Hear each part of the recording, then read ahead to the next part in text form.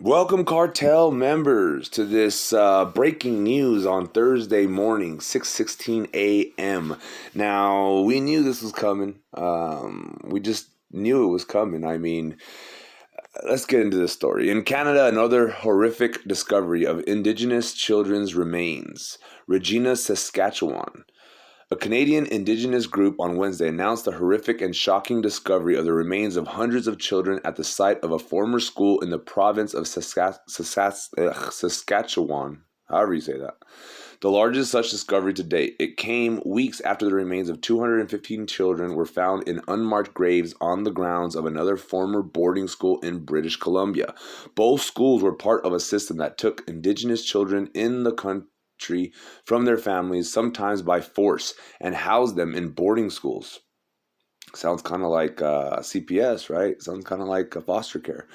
A National Truth and Reconciliation Commission called the practice cultural genocide. Many children never returned home, and their families were given only vague explanations of their fates or none at all.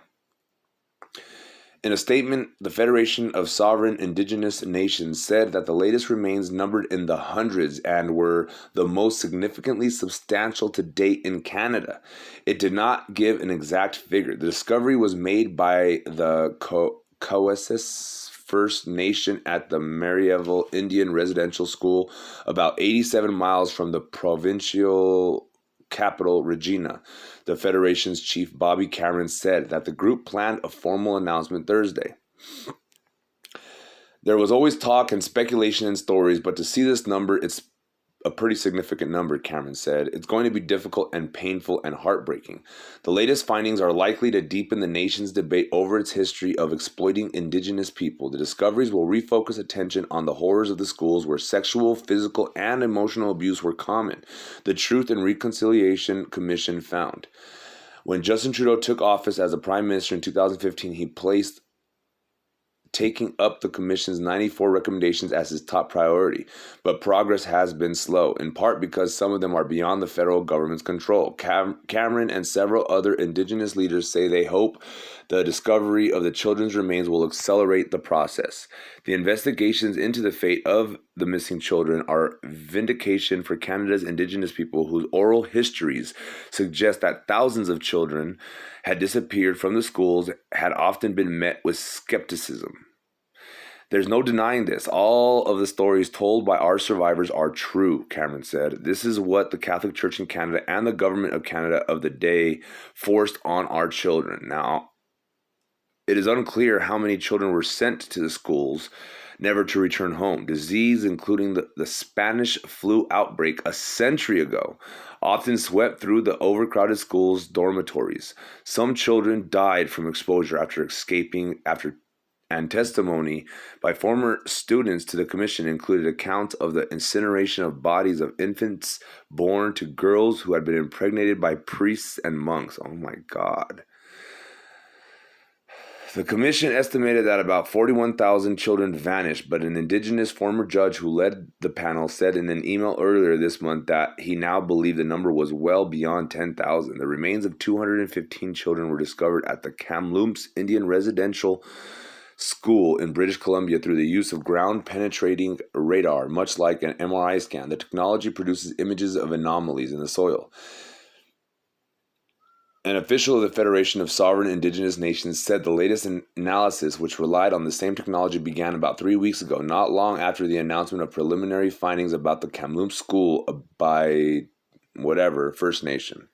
The search at the Kamloops School is still continuing, and the First Nation leaders say they expected a final report would increase the number of graves found. When the commission attempted to look into the question of missing Indigenous children, the Conservative government at the time turned down its request for money to finance searches. Now, several federal governments have offered to fund searches after the Kamloops discovery. On Tuesday, the government announced that it would provide just under 4.9 million Canadian dollars to Indigenous communities in Saskatchewan to search for graves. The provincial government previously committed 2 million Canadian dollars.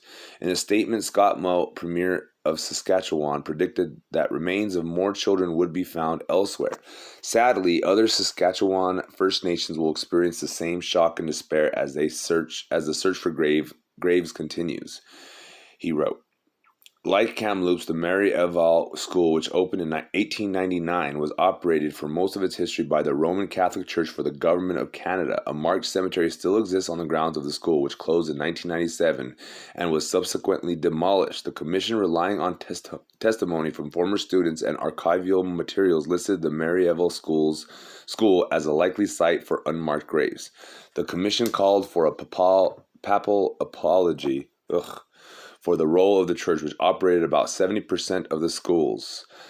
The rest were run by Protestant denominations, but despite a personal appeal from Trudeau to the Vatican, Pope Francis has still not taken that step. By contrast, the leadership of the United Church of Canada, the country's largest Protestant denomination, apologized for its role in running schools in 1986. Former students of the Saskatchewan residential schools were particularly active in litigation against the government, resulting in financial settlements and the establishment of the commission, which heard testimony from more than 6,700 witnesses over 6 years. Jesus. Since the Kamloops announcement, Cameron said he has been traveling around the province where farming and mining are major industries, looking at former school sites. You can see with your plain eye of the indent of the ground where these bodies are to be found, he said of some locations. These children are sitting there waiting to be found. Now, we're going to jump to the next story here. February 1st, 2016, over 50,000 Native children were tortured, sexually abused, and some murdered at Canadian church-run Indian residential schools by Damon Corey. This is by Damon Corey.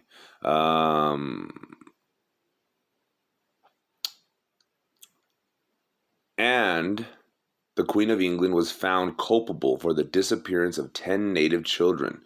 She took herself in person and were never seen again. Don't think it was only pedophile priests and nuns that have the blood of Native children on their hands. The royal bloodlines, the greatest parasites of humanity, and not the benevolent souls that they appear to be to their fans who idolize them, share this guilt as well. It sounds like some absurd claim to many who do not relentlessly trace the ancestries of European royal families, but in my own research I have found some very interesting facts. And one that I found personally was the royal hunting parties that they all seem to have participated in. Namely, that all European royal families can trace back via at least one ancestor / ancestress to a member of the imperial bloodline of the Roman Empire. And the Roman emperors can trace back via at least one ancestor to the royal bloodline of the Egyptian dynasties, who in turn can trace back via at least one ancestor to the Babylonian royal bloodlines, who were the first royals to claim a divine right to rule over mankind was bestowed unto them from supernatural entities they called gods, and also the figure to engage in ritualistic child sex and sacrifice children to these gods in dark rituals. Since the Babylonians, many other kings and emperors around the world have copied them and claimed divine right in their own countries. Though these other royals did not adopt the child sacrifice and ritualistic pedophilia aspects of the Babylonians, perhaps the very self-evident preoccupation of the persons of this ilk to want to religiously preserve their bloodline, sometimes slipping into the realm of genetic paranoia, might offer a logical scientific explanation as to their inherited psychosis that has left them the victims of this mental flaw due to several millennia of genetic inbreeding. For all we know, that inbreeding creates genetic flaws that only become more acute over time if the practice is continued. Hemophilia was considered a royal disease precisely due to genetic inbreeding among the royals of Europe, truly and utterly convinced that they really do have some divine right to rule other human beings, and who knows what other mentally imbalanced rites and rituals may ensue among those with such an intergenerational state of psychosis.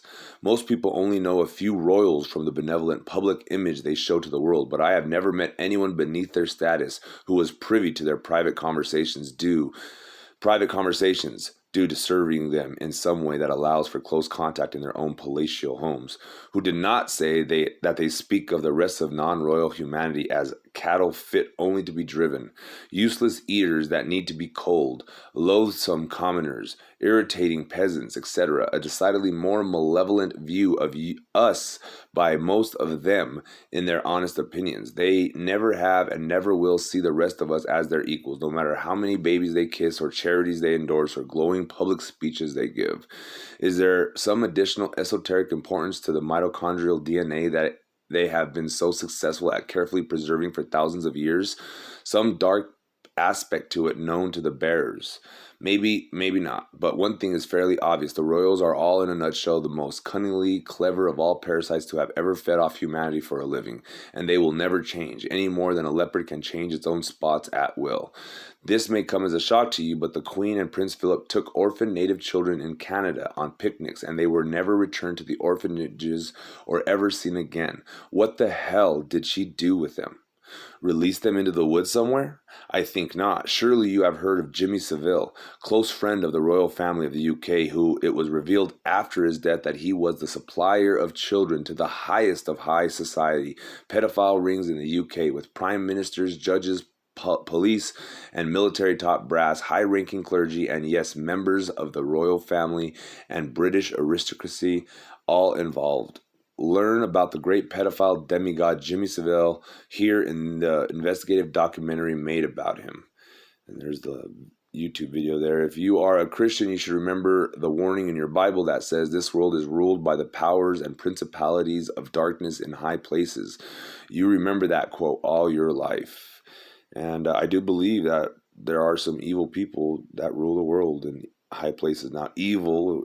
I don't believe the devil controls them, of course, but I believe that there is an aspect that us humans see as evil and see as good, so I don't deny that, their theory. But in the second week of May 2014, British soldier Vivian Cunningham was drugged and institutionalized against his will. Apparently, his crime on May 6th was daring to ask superiors about Queen Elizabeth's outstanding arrest warrant concerning the 10 missing Canadian native children that disappeared in her company.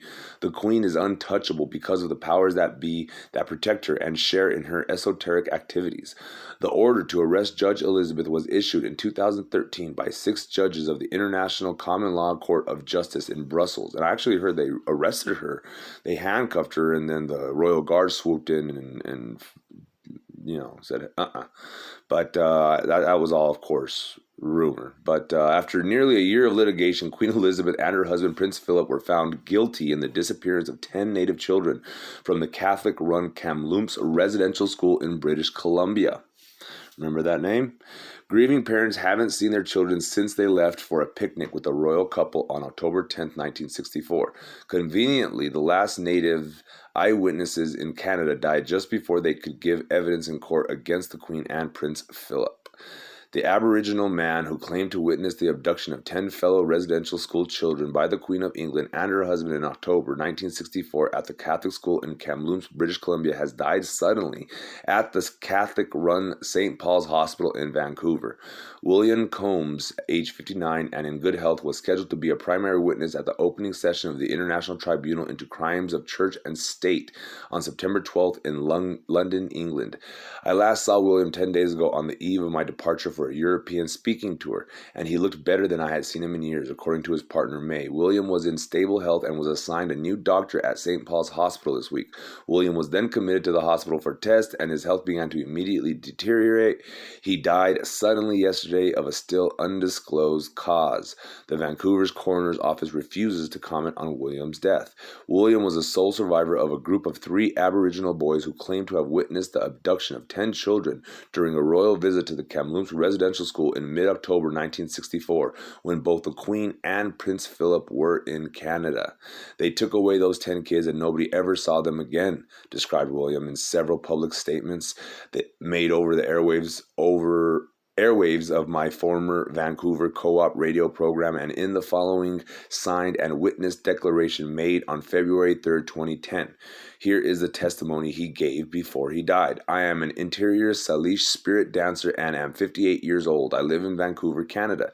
I am a survivor of the Kamloops and Mission India residential schools, both run by the Roman Catholic Church. I suffered terrible tortures there at the hands, especially of Brother Murphy, who killed at least 2 children. I witnessed him throw a child off a 3-story balcony to her death. He put me on a rack and broke some of my bones in the Kamloops school basement after I tried running away. I also saw him and another priest burying a child in the school orchard one night. What the hell? In October 1964, when I was 12 years old, I was an inmate at the Kamloops school, and we were visited by the Queen of England and Prince Philip. I remember it was strange because they came by themselves, no big fanfare or nothing. But I recognized them, and the school principal told us it was the Queen, and we all got given new clothes and good food for the first time in months the day before she arrived. The day the Queen got to the school, I was part of a group of kids that went on a picnic with her and her husband, and some of the priests down to a meadow near Dead Man's Creek. I remember it was weird because we all had to bend down and kiss her foot, a white laced boot. After a while, I saw the Queen leave the picnic with 10 children from the school, and those kids never returned. We never heard anything more about them and never met them again. And when we were older, they were all from met them again even when we were older. They were all from around there, but they all vanished. The group that disappeared was 7 boys and 3 girls in age from 6 to 14 years old. They were all from the smart group in class. 2 of the boys were brothers, and they were Metis from Quesnel. Their last Arnold. I don't remember the others. Just an occasional first name like Cecilia, and there was an Edward. What happened was also witnessed by my friend George Adolph, who was 11 years old at the time and a student there too, but he's dead now. See all the evidence on this website. So I'm going to stop there if you want to check it out. There's not much left, but there is some links and stuff, so check it out. I'm going to try to put a link down in the comment section below. So check the comment section, and if you're not commenting, I don't know what you're doing. You're missing out on all the good fun. Be sure to comment down below. Hit the like button if you don't, please. It really does help my channel. So if you don't, you're kind of being a hater. Gotta say it. Subscribe if you're not subscribed. Again, being a hater if you're watching and not subscribed. Just my opinion. Share this video, hit the bell for notifications, and please check the description down below. I have a tip jar down there, 3 tip jars to be exact, a PayPal, a Cash App, and a Venmo. If you appreciate my efforts in getting you this information, please consider donating any and all dollars you may have extra that are lying around, especially if they're digital. So with that said, that's all I have for you guys. You guys know the routine. As always, to God be the glory.